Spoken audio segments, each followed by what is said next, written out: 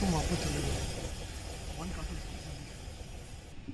सीधी तस्वीरें आप देख पा रहे हैं जहां पर खराज अकीदत पेश किया गया है, खासतौर पर पुलवामा के शहीद जवानों को और जितने भी अभी तक हमारे जवान शहीद हुए हैं उनके लिए वॉर मेमोरियल बनाया गया है। और वजीर आजम नरेंद्र मोदी यहां पर पहुंचे हुए हैं, उन्होंने यहां पर जवानों को सलामी दी है और जितने भी हमारे जवान शहीद हुए हैं उनको खराज अकीदत पेश किया है, क्योंकि ये वॉर मेमोरियल उन तमाम शहीदों की याद में बनाया गया है जो अब तक हमारे मुल्क के लिए कुर्बान हुए हैं, जिन्होंने अपनी जान कुर्बान की है इस मुल्क के खातिर। जितने भी जवान हमारे रहे उनको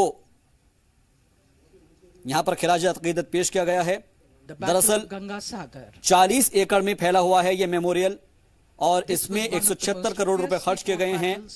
साथ ही इसकी दीवारों की बात की जाए तो 25,942 शहीदों के नाम इस पे लिखे गए हैं।